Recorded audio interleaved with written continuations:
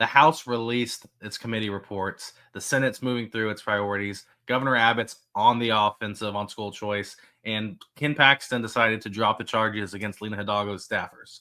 All that and more on this week's episode of Seeing Red. We're going to jump into it right now. All right. We have a lot in store. So, just did the rundown. Thank you so much for watching. I'm Garrett Fulce. I'm your host. Like and subscribe on all your podcast platforms, wherever you're listening. If you can, comment, reach out to us on email. A lot of conversations going on. We're going to jump right into it. The House released its committee assignments, and a lot of things have been written about it already. If you're not following, there are a few places we get a lot of our information.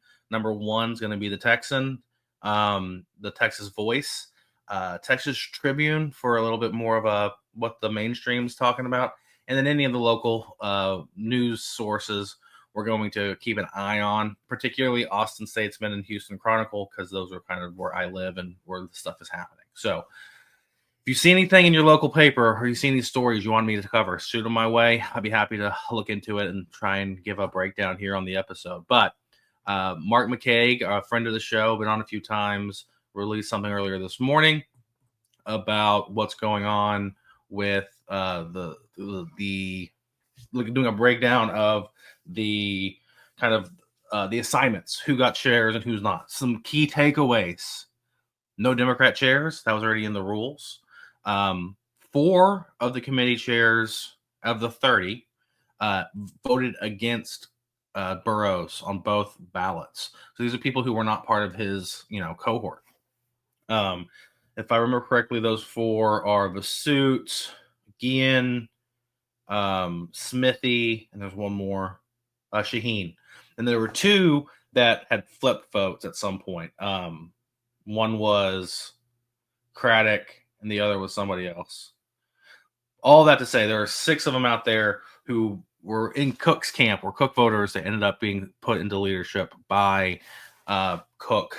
And that's it says a lot about him that he would reach that thing, including Speaker Craddock, who was Speaker of the House from 2001 to 2009, I believe, and who has been in office since the 60s.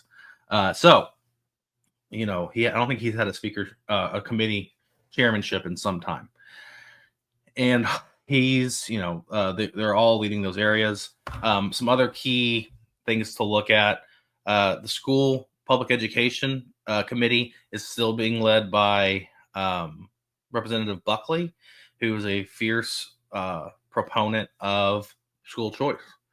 So that's indicative of how that's going to go. Some other interesting things to look at. When you look at, even if you look down at the annoying, most annoying members of the House, especially on the Republican side, the ones who are always going on TV just to yip and yap about whatever, they have some pretty good committee assignments. I was looking through it, and outside of the newest members who don't have a particular expertise in a given area, every one of them got decent committees.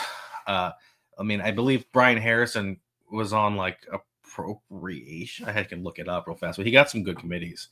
And I think he's on appropriations and corrections. Now, Brian Harrison's done a lot of good work towards on any given issue. Particularly, he's been vocal with Representative Leach on that issue when it came to the death penalty in certain cases on shaken baby syndrome, which is widely discredited to a certain degree as being an actual thing. That was, or at least in most of these charges, it's been determined that the science just isn't there for it. But when they thought the science was there to be done. So that's just something to look at. If you look at all of them, they all got decent committees. Everyone did. Now, there were some folks who no expertise, or they have light expertise in a given area, general expertise, which isn't really expertise at all. And they don't have any experience in the legislature. They were put on more of the JV committees. And I use JV not in the pejorative, but literally it's kind of a a training ground for these are the types of things for like tourism or whatever. Like, this is an important issue, but it's not an issue that requires a lot more in-depth knowledge on it. So Burroughs took that approach. He gave people, just even though they were very vocally against him, very vocally against Speaker Phelan and whatever else, it seems as if he's done, for at least on the committee assignments, a clean slate. Kind of everything's good now, and the future decisions will be made off of your actions from now on. So that's important. A lot of folks were kind of worried that you'd go into this session with a lot of bad blood between the House and the Senate and within the House, and you wouldn't see a lot of stuff getting done. I kind of thought that would be the natural thing to happen, and it seems like Speaker Burroughs is trying to rise above it and give people the benefit of the doubt and the benefit of a fresh slate, at the very least, to say, hey, we're going to move on from here, and we're going to keep working on it. So that's a really important stuff that's going on. Keep an eye on it. Bills are being, assigned by their jurisdiction to the different committees. We're going to start seeing hearings in these things. So that's important work that's going to start happening. The Senate is already moving through on it, filing its priority bills. So the Senate, assigns certain bill numbers to certain priorities. Basically, what happens is the Lieutenant Governor declares his priorities, and then from there, the bill numbers assigned to it. And then there are certain bills like Bill 100 or 1000 or like 1111 or whatever. Or maybe you represent District 26. So 2626 will be reserved for a given senator, for a given situation, that type of thing. The Lieutenant Governor released something like 20 priorities. Several of those bills, I saw that I think the 10 Commandment bill has been filed, school choice has already passed, things like that. Those were done. Now, typically, the priorities are not typically necessarily in priority of it. Now, the top ones will be the most important of the priorities of the priorities. So school choice is going to be the top bill. It's SB2, but the top bill is always the budget, or historically is just treated as the budget. So SB1 and HB1 if somebody says HB1, SB1, you can always just assume they're talking about the budget. It's a budget conversation. Now, SB2 is the number one priority. Somebody pointed it out that, and I think it speaks to the way the Lieutenant Governor approaches different stuff, but the way it was prioritized, the way it was listed, is you had the 10 Commandment bill at number 10, and then like 8, 9 down, you had a bill to criminalize AI child abuse materials. So that is just to say, making it illegal to create child abuse materials from AI, and that is on the bottom edge of all these things. And some would point out that should be a much higher priority, just generally, than putting the 10 Commandments in every classroom. I kind of want your feedback. Do you think that the Lieutenant Governor should, if he's putting out his priority bills, list them in the number order, and kind of talk about why this is more important than the next thing? Because right now I'm hearing people talk about that, and it's angering some folks. The people who are kind of it's made some people angry. So I want to hear your feedback on whether or not you're angered by the fact that the Lieutenant Governor has put his priorities in that order or not. But let's get back to other things going on. Governor Abbott is on the offense when it comes to school choice.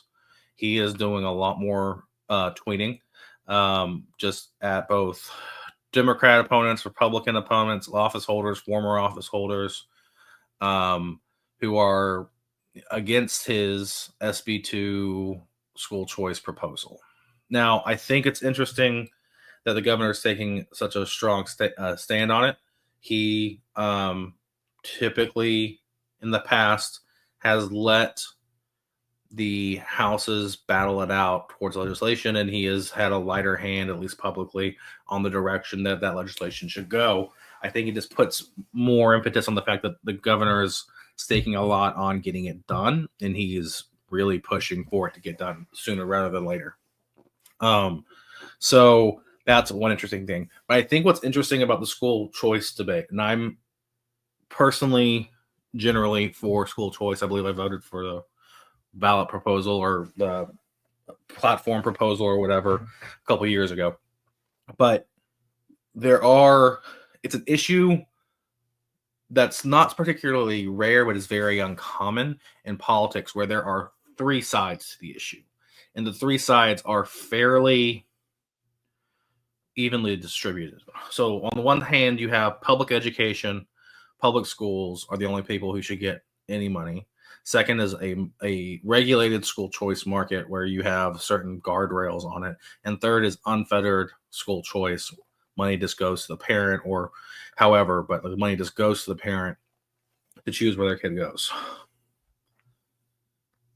Now, right now SB2 is living somewhere between that second and that third option. It's trying to thread that needle to combine those two people into a voting force to get it across the finish line.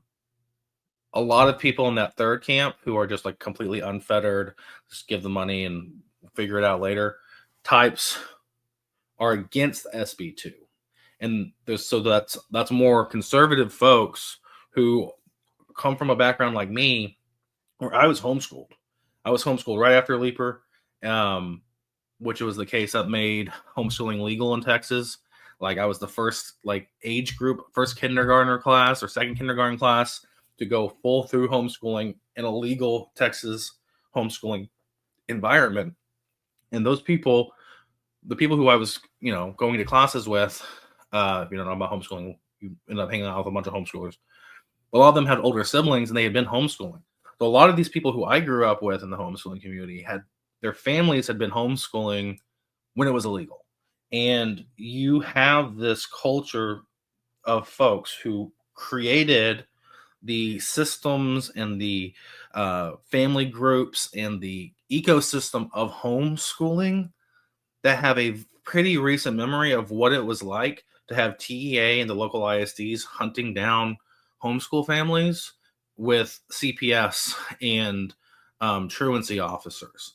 That wasn't hyperbole. There's a reason why the Homeschool Defense Fund exists, or HSLDA and all this stuff. There's a reason these things exist.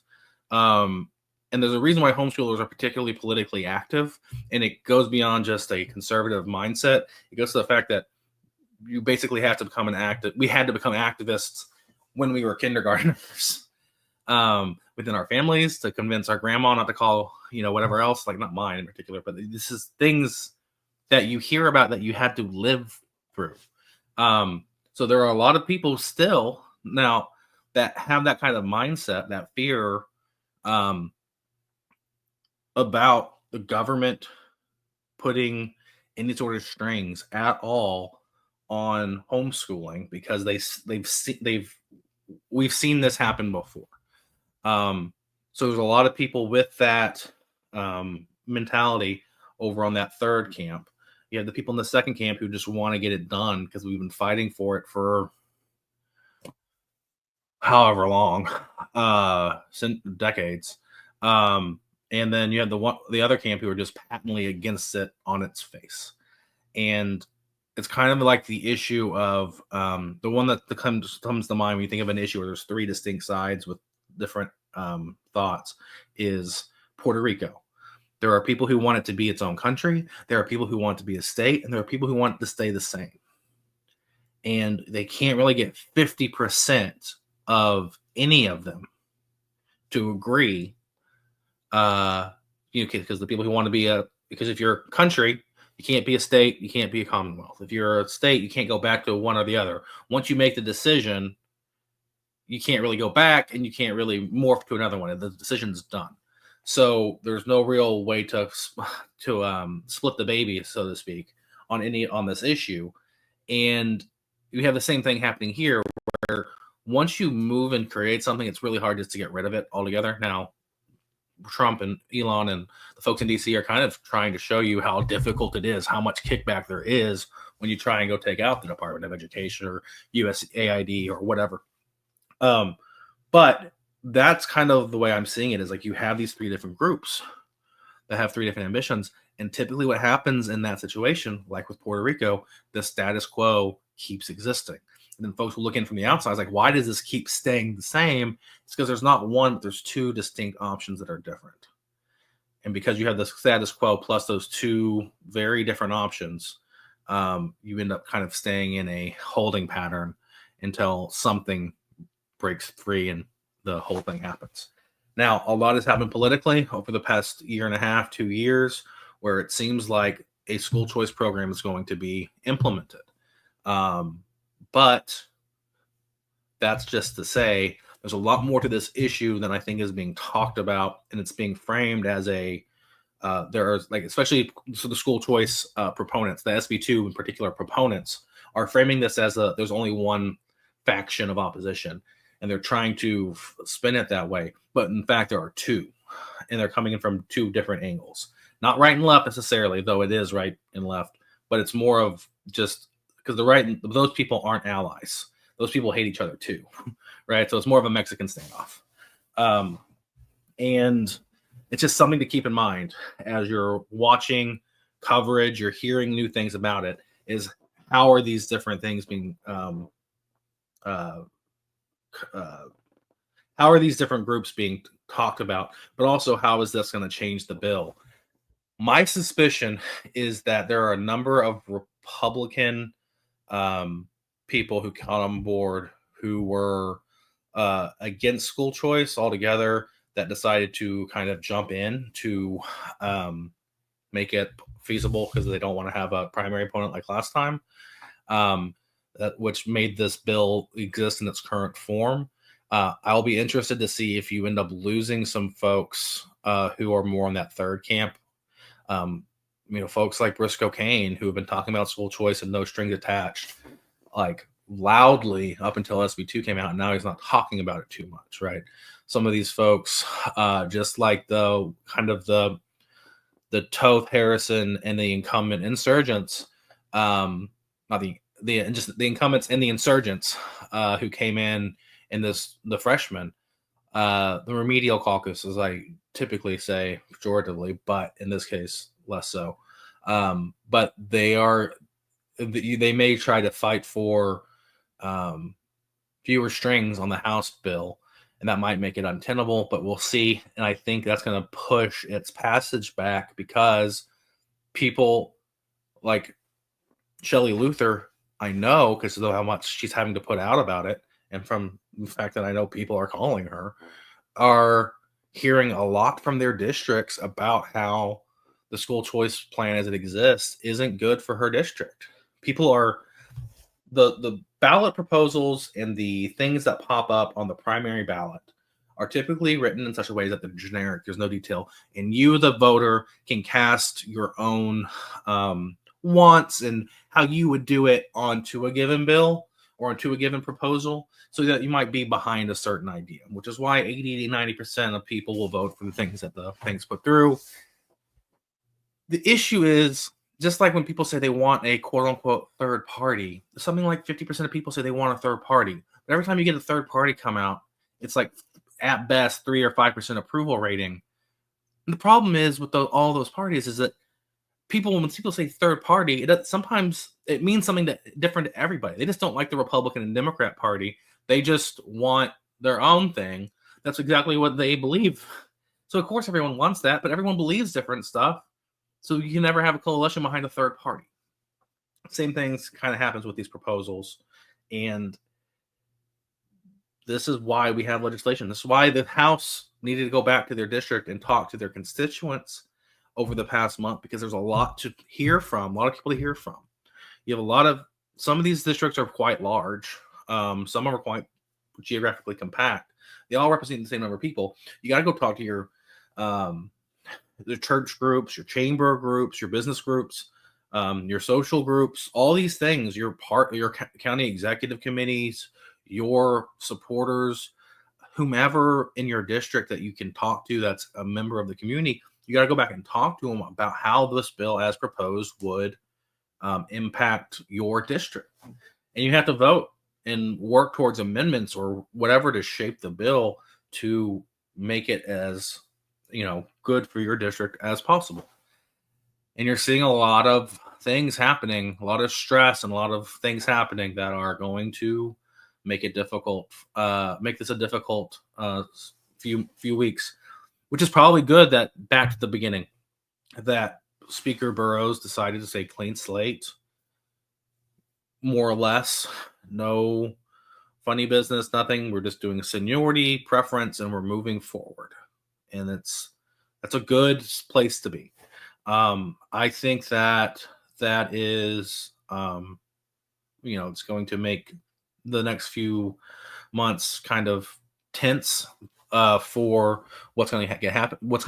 But I think a lot of things are going to move through the process. So, one kind of like additional thing I wanted to mention here at the end, when the district attorney in Harris County filed charges a few months ago, maybe a year ago, against County Judge Lena Hidalgo's staffers. I think she filed charges against three staffers for basically embezzlement, but it may be different named charges. I don't recall specifically. She worked through it. I think she got a grand jury indictment because I think they're felony charges. Whenever that she was going out of office, because she lost her primary, she kept some of the charges within her office, but she conflicted out to the attorney general several of the aspects of the charges and whatnot. And because she was, I believe she was worried about how the incoming district attorney, Sean, I can't pronounce his tier, would do it. Now, when he came into office, he decided he had a conflict of remaining charges. Everything went to the attorney general's office for prosecution. So all these charges against these Democrat staffers who were the allegation, and I don't know what has been pled to or not, but effectively the allegation was that they had these contracts for these COVID contracts for whatever, that were sweetheart deals for folks that they knew. Then I think there was alleged kickbacks, but I don't know in particular. Maybe it was just the fact that they sent it to somebody they knew. When they was being charged by a member of their own party, and then the current Houston Attorney General or District Attorney did it out. Now, Ken Paxton's staff looked at the case and decided to offer pleas and to dismiss several of the charges. Now, I don't know exactly what that means, but I do know that doesn't look good for the Attorney General, and his staff on Twitter and whatnot are not happy about it. And people aren't talking about the fact that, these people who were represented, their attorney was Ken Paxton's attorney, one of the Cogdell from his impeachment trial. One of the attorneys for these folks was Ken Paxton's attorney for his impeachment trial. Now, I guess the guy had experience of, getting people accused of public wrongdoing off the hook, but it's not a great look for Attorney General Paxton to doing it. I'm surprised more people haven't been talking about it, but I think most people are kind of over it. Fair enough. Kind of over it. Talking about it, at least, not over what I believe is an injustice in our political system, being that Paxton gets to run off scot-free. But it's something that should be investigated more by folks who have that sort of resource and that sort of platform. That's not mine in this case. But I wanted to highlight it for folks because I think somebody will look into it a little bit more. I hope they will. And we might end up getting some more information about it in the long run. But that's how we're going to wrap up the show this week. Thank you so much for listening, watching, whatever else. Like and subscribe. Comment. Tell me about what you think about priorities. What are your legislative priorities? What do you want to see get done in the Texas legislature here in the 89th regular session? And I guess secret question here at the very, very end. I want to know who made it all the way to the end. What do you think? Do you think there will be a special session? And if so, how many? Do you think we're going to get school choice done? here in this session. Or we think it will go to a special session. So let me know what you think.